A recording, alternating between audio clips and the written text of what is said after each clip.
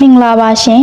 စာပေချစ်သူများအားလုံးစိတ်ရည်ချမ်းသာခြင်းကိုယ်ရည်ကျန်းမာခြင်းတို့နဲ့ပြည့်စုံပါစေလို့ SSW Reader Channel မှဆုမွန်ကောင်းတောင်းအပ်ပါတယ်ရှင်ယခုတစ်ခါဖတ်ပြပေးမယ့်စာအုပ်ကလေးကတော့စာရေးသူမောင်မြင့်ကျွဲ၏တစေဝတ္ထုတိုလေးများပဲဖြစ်ပါတယ်ရှင်ဤစာအုပ်ကိုနားဆင်စေလိုရန်ဖတ်ပြရခြင်းဖြစ်ပါသည်စာအုပ်ကောင်းများကိုပုံမှန်တင်ဆက်ပေးမှာဖြစ်လို့နားဆင်နိုင်ရန် Channel လေးကို Subscribe လုပ်ထားဖို့မမေ့နဲ့နော်လူစိတ်ပြောက်သွားသူအီလီရော့ပင်တာသည်ဆေးရုံသုံးအဝတ်စားများထည့်ထားသည့်မှောင်မိုက်နေသောစတိုကန်အတွင်း၌ပုံနေရင်ဓမြောင်ကြီးတစ်လက်၏အသွားကိုလက်နှင့်စမ်းကြည့်နေသည်အပြင်ဘက်ရှိလူသွားလမ်းထဲတွင်လှုပ်ရှားသွားလာနေကြသောခြေတံများဆရာဝန်များကိုဆက်သွယ်ရေးစနစ်မှတဆင့်လှမ်းခေါ်နေသောအတန်များ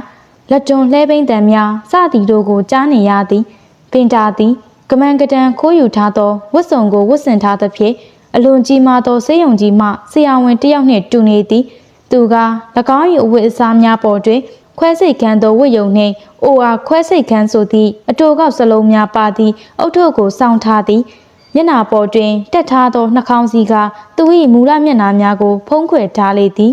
အဆိုင်လဲကြမိအချိန်ကိုသူစောင့်ရမည်ထိုအချိန်၌ရှုပ်ထွေးနေလေရှိသည်သူသည်ထိတ်ပြောင်စားပြုတ်ပြီးဖြစ်သလိုကိုလုံးကိုပေါက်သေးကွေးပြီးမေးစေးကနှစ်ထပ်ဖြစ်နေသည်ပင်တာသည်ကြောက်စရာကောင်းသည့်ပုံစံပေါက်သူမဟုတ်ချေသူသည်ဗန်စရေးတစ်ယောက်နှင့်တူသည်တကယ်ကမူသူသည်ကုံမာဆိုင်မှအယောင်စရေးတဦးသာဖြစ်သည်သူသည်မှောင်ထဲ၌ထိုင်နေရင်လက်ရှိအနေအထားအထိရောက်ရှိလာရသောသူ့ဘဝအနေအထားကိုပြန်၍တွေးကြည့်လိုက်မိသည်သူသည်လီယိုဂျေဘင်းဖို့စီနီယာဆိုသောပုဂ္ဂိုလ်တဦးပိုင်ဆိုင်သည့်ကုံမာဆိုင်တွင်နှစ်ပေါင်း20အလုပ်လုပ်ခဲ့သည်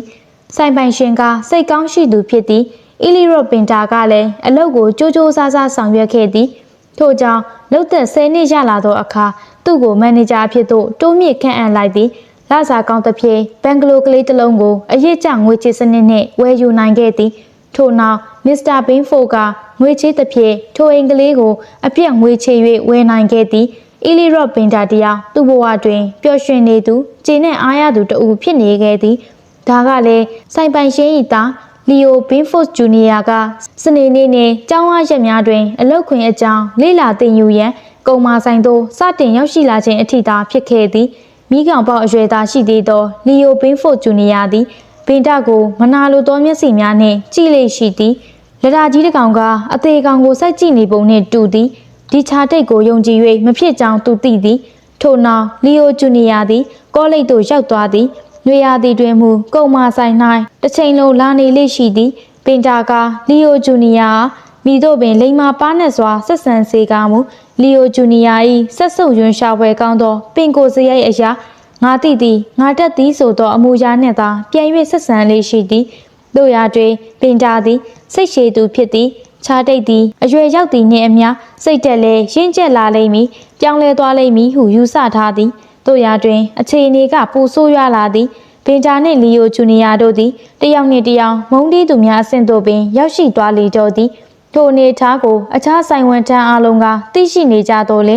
ဆိုင်ပိုင်ရှင်မစ္စတာလီယိုဘင်းဖို့ဂျူနီယာကမူဆိုင်သို့အလာကျဲသွားသဖြင့်မရိပ်မိပဲရှိနေခဲ့သည်ထိုကဲ့သို့ပြဿနာဖြစ်နေသည့်ကိစ္စကိုပြောပြခဲ့မိရင်အကောင်းသားဟုပင်တာကနောက်မှတွေးလိုက်မိသည်တကယ်ကလည်းပင်တာကိုအလုတ်ခွင်ထဲ၌ယူမသွားအောင်ထိမ့်ပေးခဲ့သည့်ကိစ္စမှာပိုင်ရှင်အဖိုးကြီးကအခြားမြို့တွင်ကုံမာဆိုင်တစ်ဆိုင်ကိုထပ်မံဖွင့်လှစ်ရန်အစီအစဉ်ရှိကြောင်းထို့အပြင်ပင်တာနှင့်၎င်း၏သားဖြစ်သူလီယိုဂျူနီယာတို့ကိုပါတနာအဖြစ်ပူးတွဲဆောင်ရွက်စေမည်ဖြစ်ကြောင်းထိုကိစ္စအတွက်လိုအပ်သောစာရွက်စာတမ်းများရှေ့နေတဦးကိုရေးခိုင်းထားကြောင်းထိုရှေ့နေသည်ဘဟားမတ်စ်သို့ခရီးထွက်နေသဖြင့်ပြန်ရောက်ချိန်တွင်တရားဝင်ဖြစ်လာတော်မူဖြစ်ကြောင်းအမတ်တမဲပြောပြထားသောကြောင့်ပင်ဖြစ်သည်အချိန်ကုန်ဆုံးသွားသည်မှာမြန်လွန်လာသည်ဟုထင်ရသည်လီယိုဂျူနီယာသည်ပင်ဘွဲရပြီးလက်ထပ်ခဲ့ပြီးဖြစ်သလို၎င်း၏ဇနီးဖြစ်သူပင်ကိုဝင်အရေးမှနှင့်တွာလာနေသည်ကိုမြင်နေကြရပြီးလီယိုဂျူနီယာနှင့်ပင်တာတို့၏မုန်းတီးမှုသည်ပါတနာများဖြစ်လာကြပါကတဖြည်းဖြည်းနှင့်ပျောက်ကွယ်သွားလိမ့်မည်ဟုယူဆရသည်တို့ရာတွင်ထိုကိစ္စမှာစိတ်ကူးရင်ဆန်လောလာသည်ဟုဆိုရမလိုပင်ဖြစ်ခဲ့သည်ပင်တာသည်ဇနီးဖြစ်သူဟာဆိုင်ပန်ရှင်အဖိုးကြီးလီယိုစီနီယာ၏အစီအစဉ်များကိုဖွင့်ပြောပြလိုက်သောသတင်းပတ်ကုံဆုံးချိန်မှာပင်လီယိုစီနီယာသည်ရေမတော်တဆတိုက်ခိုက်မှုတစ်ခု၌တေဆုံးသွားကြောင်းသိလိုက်ရလေတော့သည်ပင်တာကလီယိုစီနီယာကိုဖခင်တဦးပမာချစ်ခင်သူဖြစ်သည်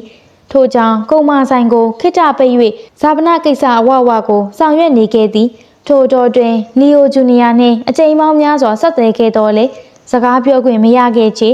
ဇာပနာအခမ်းအနားတွင်တွေ့ဆုံကြတော်လေလီယိုဂျူနီယာကသူ့အားလုံးဝမသိကြိုးကြုံပြုထားခဲ့သည်ကုံမာဆိုင်ပြန်ဖွင့်သောနေ့တွင်လီယိုဂျူနီယာကအီလီရော့ပင်တာအားလူသည်ထပ်ပို၍စကားပြောလိုစိတ်ရှိနေပုံရသည်ပင်တာထိုင်လေးရှိသောမန်နေဂျာစပွဲတွင်လီယိုဂျူနီယာဝင်ထိုင်နေသည်ကိုတွေ့ရသောအခါပင်တာမအံ့ဩမိပါအမှန်တမ်းပြောရမည်ဆိုပါကပင်တာကိုယာရုတဆင့်လျှော့ချပစ်လိမ့်မည်ဟုမျှော်လင့်ထားခဲ့ပြီးဖြစ်သည်တို့ရာတွင်လီယိုဂျူနီယာကပင်တာမျှော်လင့်မထားသည့်ကိစ္စတစ်ရပ်ကိုပြုတ်မူလိုက်သည်ပင်တာကိုအလုံးမှထုတ်ပစ်လိုက်ခြင်းပင်ဖြစ်သည်အီလီရော့ပင်တာတယောက်အကြီးအကျယ်တုန်လှုပ်ခြောက်ခြားသွားသည်တစ်ချိန်တည်းမှာပင်လီယိုဂျူနီယာ၏မတရားလုပ်မှုကိုသီးမခံနိုင်အောင်ဖြစ်ခဲ့ရသည်လီယိုဂျူနီယာအားမုန်းတီးသောစိတ်သည်၎င်း၏ဘဝတွင်မိသည့်ခံစားမှုနှင့်မျှမတူအောင်ကြီးမားစွာပေါ်ပေါက်လာခဲ့သည်ပင်တာ၏ခြောက်ခြားပွဲအတွေ့အကြုံသည်ယခုမှစတင်ခဲ့ခြင်းဖြစ်သည်အီလီရော့ပင်တာသည်ဘင်းဖုတ်ကုံမာဆိုင်၌အလုတ်လှုပ်ဖူးကြောင်းဖော်ပြ၍အခြားနေရာများတွင်အလုတ်လျှောက်ထားသောအခါနေရာတိုင်းကညင်းပယ်ခဲ့ကြသည်တနေရာမှာလုပ်ငန်းရှင်တဦးကမူ၎င်းထံသို့ပင်တာသည်လုပ်ငန်းခွင်တွင်အလိုညံ့ပြင်းပြီးမကျွမ်းကျင်သူဖြစ်ကြောင်းအကြောင်းကြားစာကိုလီယိုဂျူနီယာထံမှရရှိထားကြောင်းစိတ်လိုလျက်ဖွင့်ပြောပြခဲ့သည်သို့ဆိုပါကလီယိုဂျူနီယာသည်ပင်တာကိုအဆက်ခွဲပြီးအလုံးမှထုတ်ပြရုံများနှင့်ကျေနပ်နိုင်ပုံမရသည်မှာထင်ရှားနေလေပြီလီယိုဂျူနီယာကသူ့ကိုအပြစ်ရှင်ရန်ရည်ရွယ်ထားပုံရသည်နောက်ဆုံးတွင်အီလီရော့ပင်တာသည်ရခင်လစာ၏ထက်ဝက်ဖြင့်တစ်ဆက်တစ်ဆက်၌ဝင်ရောက်လောက်ကန်ခဲ့ရလေ၏ထို့ကြောင့်များပြားလာသောအကျွေးတောင်းခံစာများနှင့်စီးပွားရေးမပြေလည်မှုကိုလှလှပပကြီးခန်းစားရလေတော့သည်အကျိုးဆက်အနေနှင့်သားဖြစ်သူကို private ကျောင်းမှကျောင်းနှုတ်လိုက်ရသည်နေအိမ်ကိုဒုတိယအကြိမ်ထပ်ဆင့်၍ပေါင်နှံရပြန်သည်မော်တော်ကားပြန်အသိမ်းခံရသည်တယ်လီဖုန်းကိုပြန်ဖြုတ်သွားသည်ဇနီးဖြစ်သူကလည်းရခင်ကလိုတင့်တောက်တင့်တယ်မနေထိုင်ရသောကြောင့်ပင်တာအပေါ်၌အမြင်မကြည်လင်ဖြစ်လာခဲ့သည်ထို့ကြောင့်အဆိုပါစိတ်ဖိစီးမှုများကသူ့အနေနဲ့တစ်ခုခုကိုဆောင်ရွက်ခွင့်မရခဲ့ပါကယူသွတ်သွားစေမည်အနေထားသို့ရောက်ရှိသွားစေမည်ဖြစ်သည်သူငရဲသို့တွားရမည်ဆိုပါကသူနှင့်အတူတယောက်ယောက်ကိုအပါခေါ်သွားတော်မူသူလက်စားချေပါမည်လီယိုဂျူနီယာ၏မတရားမှုများကိုလက်စားချေရပါလိမ့်မည်သူလက်စားချေမိကိစ္စအတွက်ပံ့ပိုးကူညီလိုက်သောကိစ္စမှာ၎င်း၏ဇနီးဖြစ်သူကလီယိုဂျူနီယာ၏ဇနီးသည်လွန်ခဲ့သောနေ့ကယောက်ျားလေးတဦးကိုမီရှူတက်ဆင်ဖွားမြင်ခဲ့သည်ဆိုသောသတင်းမြင်ဖြစ်ပါ၏သူသည်စိတ်တည်ငြိမ်စွာဖြင့်မြေရောက်ခန်းထဲသို့ဆင်းသွားပြီးတင့်လျော်သောလက်နက်ကရိယာတစ်ခုကိုရှာဖွေလိုက်၏၎င်းတို့၏ကုံမာဆိုင်မှရောင်းချသောအမဲလိုက်ရာတွင်အသုံးပြုသည့်ဓမြောင်ကြီးတစ်ချောင်းပင်ဖြစ်ပါ၏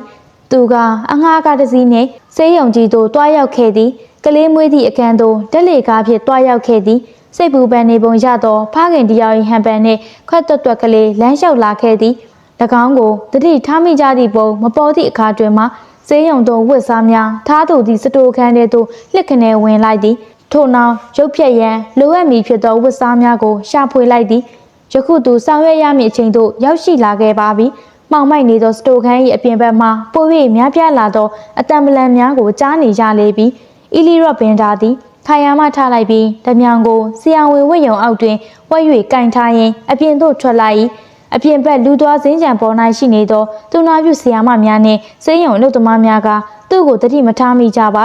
ါဟုတ်ပါပြီတကယ်ကွက်တီကြအောင်ကောင်းမွန်သည့်အချိန်ပါကလားသူသည်ကော်ရီဒါအတိုင်းလျှောက်သွားပြီးမွေးဖွားပြီးစမိခင်များကိုကြော်ဖြတ်၍မှန်တကားတက်ဆင်ထားသောမွေးကင်းစကလေးငယ်များအားထားရှိသည့်အခန်းစီသို့ဆက်လျှောက်လာသည်သူ့နှလုံးသည်သူ့ရင်ပတ်ထဲတွင်တတုံးတုံးမြည်ပြီးခုန်နေသည်သူ့တတွေးကလည်းကော်ရီကဲ့သို့ပြစ်ချွဲနေသည်ထို့သောဖြစ်နေခြင်းမှာကြောက်စိမ့်ကြောင်မဟုတ်အောင်မြင်မှုရရှိမည့်အချိန်နှင့်နီးကပ်လာသောကြောင့်ဖြစ်သည်သူတို့ကငါ့ကိုဖမ်းမိနိုင်မည်မဟုတ်ဆိုသောအတွေ့က၎င်း၏အဒရီနယ်လင်ဟော်မုန်းများကိုဝုန်းကနေထွက်ပေါ်လာစေခဲ့သည်သူကရီမန်းချက်အပြည့်ကို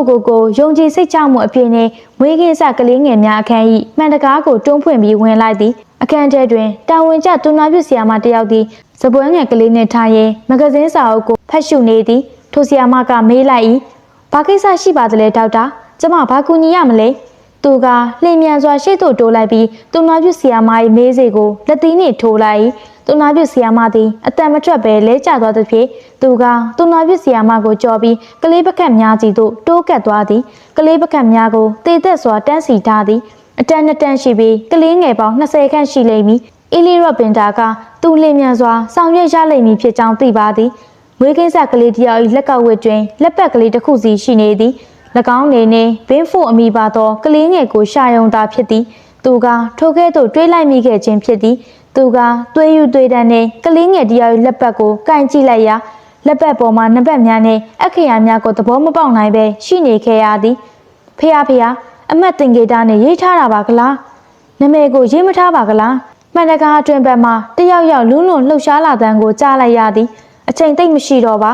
ငါတခုခုကိုခက်မြန်မြန်လှုပ်ရတော့မီသူကမှန်တကားထဲမှာပုံနေသော၎င်း၏ရိတ်ကိုကြည့်မိရာမှန်တကား၏နောက်ဘက်မှာအထိတ်တလန့်နှင့်ဝိုင်းကြည့်နေကြသောစက်ရုံဝန်ထမ်းများ၏မျက်နှာများကိုမြင်လိုက်ကြ၏ထိုအချိန်ကြာမှသူသည်တပြောင်ကြီးကိုလူမြင်သူမြင်ထုတ်၍ကင်ထားမိကြောင်းတတိချလိုက်မိလေ၏ခုချိန်မှာတွေးမပြတ်နေစဉ်းစားစမ်းသူသည်နောက်ဘက်သို့ခြေတလန်းဆုပ်လိုက်ပြီးတန်းစီနေသောကလေးပကတ်များကိုကြည့်ရင်သူလှုပ်ရမည့်ကိစ္စကိုသဘောပေါက်လေတော့၏တေချောင်သူလှုပ်ရမည့်ကိစ္စမှာအပြည့်ရှင်သောဤတနည်းသာရှိတော့သည်ဟုတွေးမိပြီးပထမဦးဆုံးပကတ်ပေါ်သို့ခေါင်းကိုငုံလိုက်လေ၏အချိန်သိကြာမြင့်စရာအကြောင်းတော့မရှိပါ